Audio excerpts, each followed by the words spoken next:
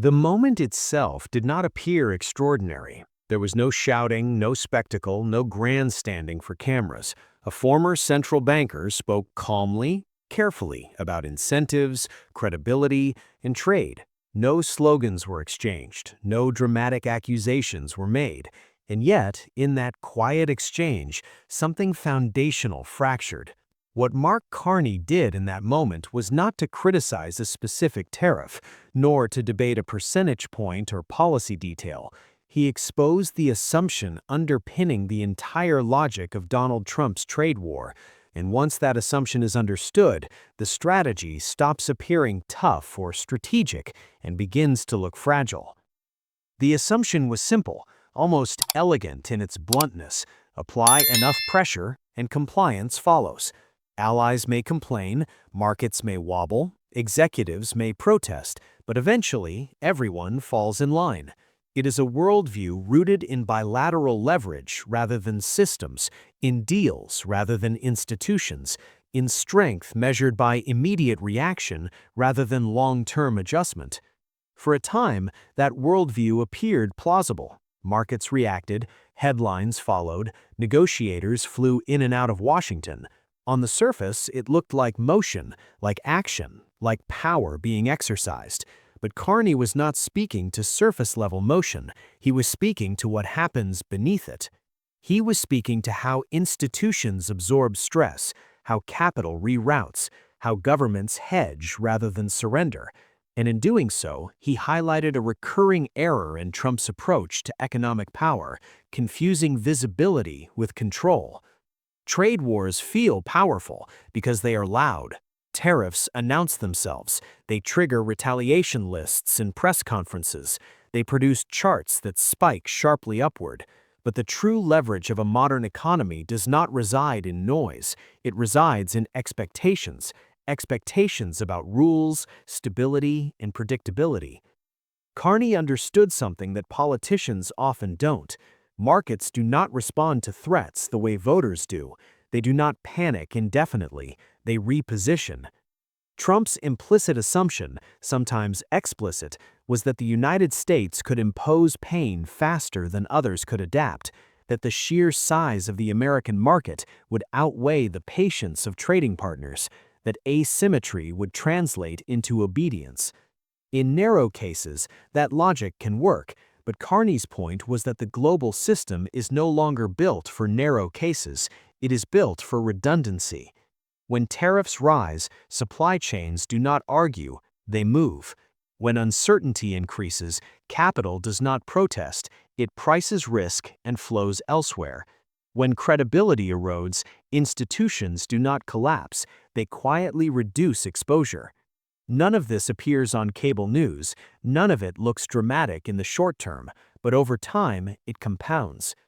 Carney was not moralizing, he was not defending free trade as an abstract ideal, he was describing a mechanical reality.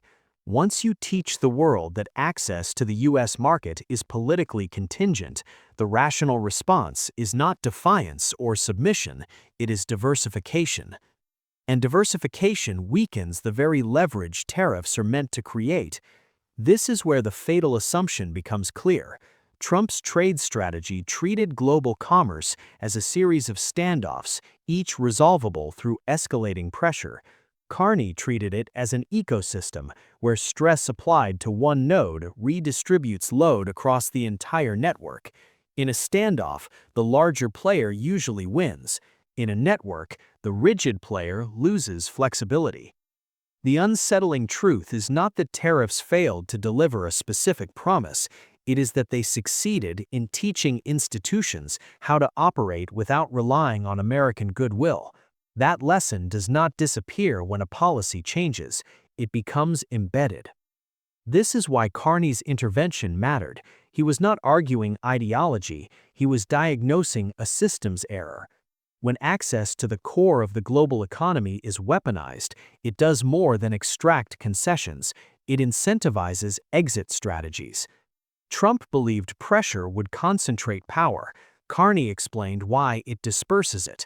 Once that is understood, the trade war stops looking like a show of strength and starts looking like an inadvertent tutorial in how to reduce American centrality without losing a single negotiation outright.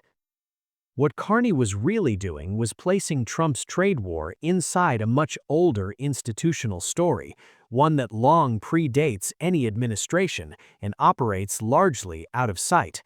To understand why the strategy misfired, it is necessary to step back from personalities and examine how the post-war economic system was designed to behave under stress.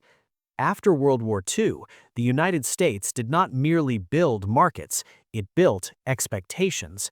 The Bretton Woods institutions, the dollar-centered financial system, and later the World Trade Organization were not instruments of constant coercion, they were credibility machines. Their power came from the assumption that rules would be boring, predictable, and enforced impersonally. That stability allowed capital to scale. It allowed supply chains to stretch. It allowed allies to bind themselves to American-led structures without fearing sudden reversals. Carney understood a critical asymmetry within that system. Institutions are slow to form, but extremely fast to adapt once their core assumptions are threatened. Trump's trade war collided head-on with that asymmetry. By treating trade relationships as temporary bargains rather than embedded commitments, the administration challenged not just individual partners, but the logic of institutional trust. The global economy today is no longer a hub-and-spoke system where Washington dictates terms and others comply. It is a dense lattice of overlapping agreements, currency swaps, regional trade blocs, and regulatory harmonization. Power in such a system does not disappear, it diffuses. When pressure is applied unilaterally, the system's instinct is not confrontation, it is insulation. Carney's point was that Trump misread how allies perceive risk. Countries like Canada, members of the European Union, Japan, and even segments of American industry do not interpret tariffs as negotiation tactics, they interpret them as signals. Signals that access can be revoked suddenly, signals that political cycles override technical commitments. Once those signals are sent, institutional actors respond in the only rational way available. They reduce dependency. This explains why the trade war generated so many quiet technocratic responses instead of dramatic political ones.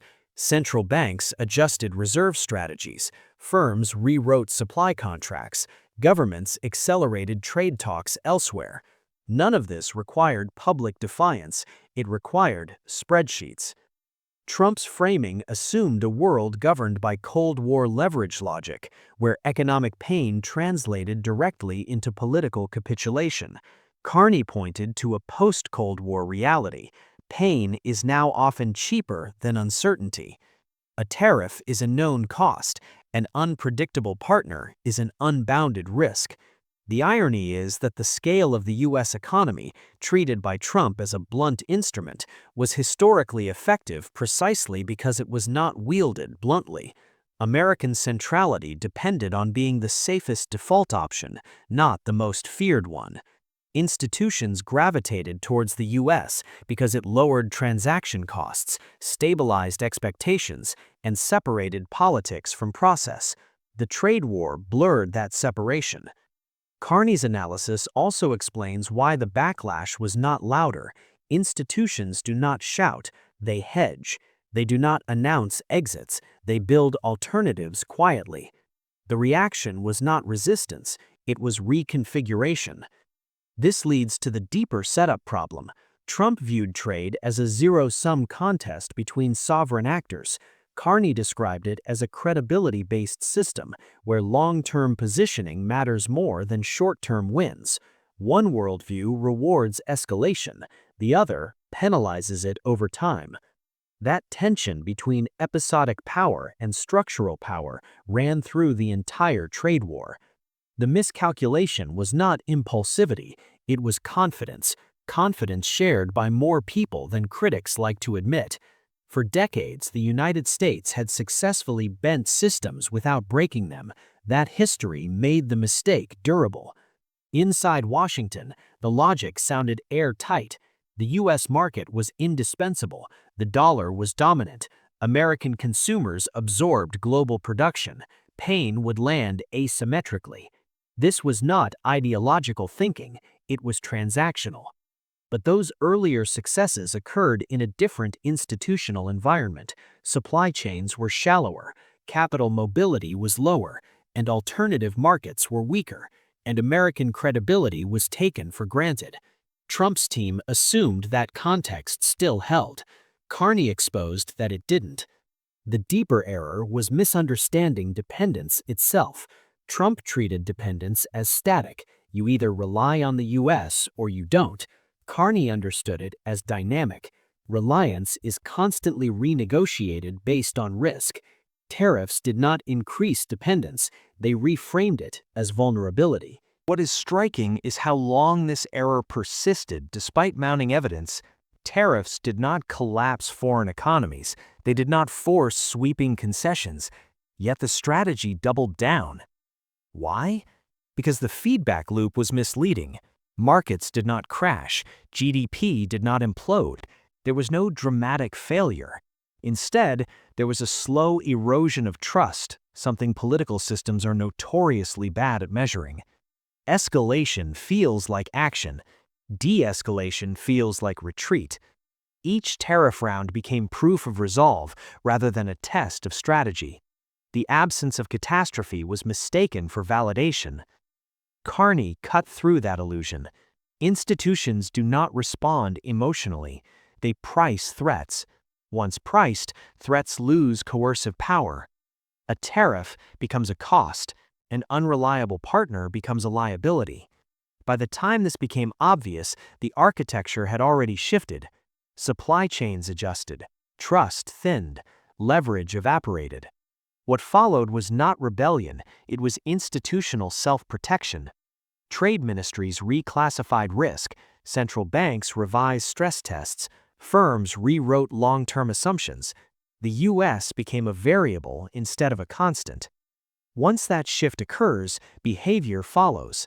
Nearshoring accelerated, regional agreements were fast-tracked, financial institutions widened their operating jurisdictions. These were not coordinated acts of defiance, they were parallel responses to the same signal. That is the advantage of institutional adaptation. No one actor bears the cost of resistance. Trump's team expected visible confrontation. What they got was quiet reallocation. You cannot hold a press conference about a revised risk model, but over time, marginal shifts add up. Carney framed the issue correctly. This was not about trade balances, it was about credibility. Once unpredictability is normalized, institutions plan as if it will recur. The system did exactly what it was designed to do. It absorbed shock in distributed stress. Pressure did not concentrate leverage, it dispersed it. Even within the United States, institutions adapted similarly. Companies sought exemptions, states pursued parallel trade ties, agencies adjusted timelines. Nothing challenged authority directly, it simply reduced effectiveness. By the time political debate caught up, adaptation was complete. This leads to the final insight. The episode does not reveal the failure of a policy, it reveals a misunderstanding of power in an institutional age. Trump treated economic power as something that could be asserted episodically. Carney pointed to a quieter reality. Power based on credibility works only so long as it is predictable. The United States dominated global commerce not because it coerced compliance, but because it offered the most reliable environment for planning. That reliability functioned like gravity. Once it weakens, systems do not collapse, they drift. Institutions do not protest instability, they arbitrage around it. Pressure is easy to apply, trust is slow to rebuild. That is the asymmetry Trump misread. Nothing collapsed dramatically, that is why the lesson is easy to miss. This is not a story of theatrical decline, it is a story of influence becoming less automatic, more transactional. Transactional power is louder, costlier, and less efficient than structural power. Trump believed toughness would clarify hierarchy. Instead, it clarified incentives. And incentives, once clarified, shape behavior long after rhetoric fades. Carney understood that the most consequential reactions would not come from leaders seeking headlines, but from committees seeking stability. In that sense, the trade war was not a confrontation between nations, it was a stress test of institutional patience. And patience won, not by triumph, but by endurance. Trump assumed the system would bend. The system assumed he would pass.